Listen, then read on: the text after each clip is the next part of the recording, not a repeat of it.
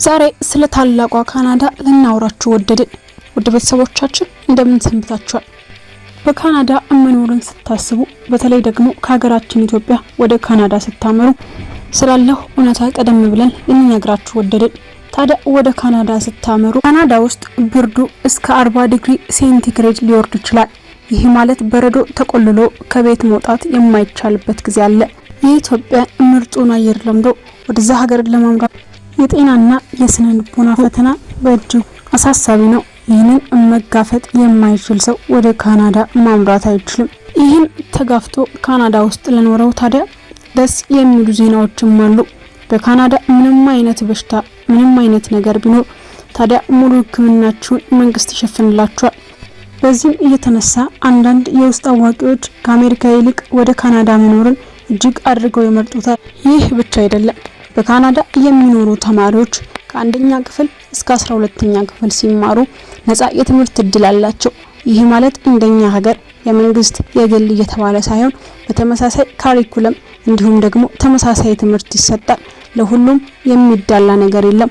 አንዱ ከፍሎ የተለየ ትምህርት ያገኝ ሀብታምም ሆነ ድሃ የመንግስት ባለስልጣንም ሆነ ተራ ሰራተኛ ልጆቻቸውን የሚልኩት ወደ አንድ አይነት የመንግስት ትምህርት ቤት ነው። ይህም በትምህርት ረገድ ያለውን እኩልነት ያሳያል። እስከ 12ኛ ክፍል ድረስ ያለው ትምህርት በመንግስት ትምህርት ቤቶች ሙሉ በሙሉ በነፃ የሚሰጥ ነው። ይህም ማለት ደግሞ ከህዝቡ በሚሰበሰበው ታክስ የሚሸፈን ይሆን። ባጭሩ የመንግስት ትምህርት ቤት ዝቅተኛ ነው፣ የግል ደግሞ ከፍተኛ ነው የሚል ልዩነት በካናዳ ውስጥ ጎልቶ አይታይም። ሁሉም ተመሳሳይ ትምህርት ያገኛሉ። ይህ ማለት ደግሞ ለሀገሪቱ እጅግ በጣም ትልቅ ጠቀሜታን ይሰጣል። ምክንያቱም አንዳንድ ጊዜ ጭንቅላት ያላቸው ሰዎች የተሻለ ትምህርት ባለማግኘታቸው ምክንያት መድረስ ካለባቸው ቦታ ሲሰናከሉ እናያለን። ታዲያ በሀገረ ካናዳ ይህ አይሰራም። ሀብታሙም ደሃውም ሁሉም በአንድ ቦታ አንድ አይነት ትምህርት እጅግ በጣም ጥራት ባለው ሁኔታ ያገኛል።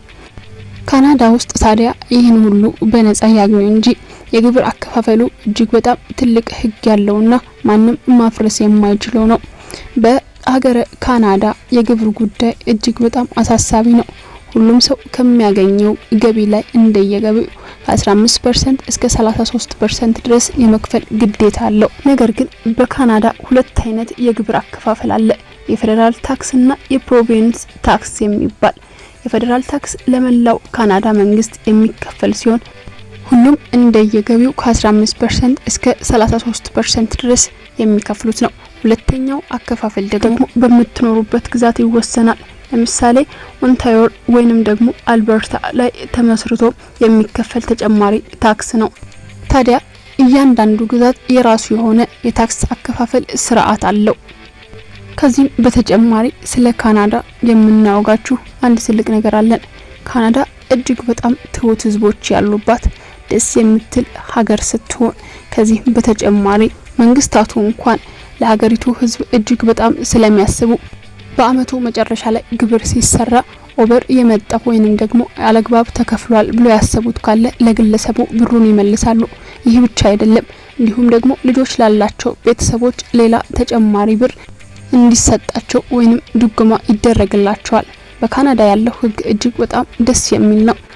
ታዲያ በካናዳ ሲኖሩ በረዶውን ተቋቁመው ብርዱን ችለው እንዲሁም ደግሞ ለፍተው ጥረው ከሰሩ እጅግ በጣም ትርፋማ የምታደርግና ውብ ሆነች ማህበረሰቡም እጅግ በጣም ተወዳጅ ትሁትና ደስ የሚል ነው። ታዲያ በዚህ ውስጥ አልፈው ይስሩ እንጂ ካናዳ ውስጥ ሰርቶ ለመለወጥ ምንም አይነት ችግር የለም። ስለ ካናዳ ካወራን አይቀር ታዲያ አንድ ወዳጄ ያካፈለችኝ እጅግ በጣም ልብ የሚያስደስት አንድ የፍቅር ታሪክ ልንገራችሁ። በካናዳ ከተማ ስትኖር 5ኛ ወራን ይዛለች ይቺ ልጅ። ታዲያ ስራዋን ጨርሳ ወደ ቤቷ ስትሄድ ብዙ የበረዶ ግግሮች ተከምረው ታዲያ ባቡር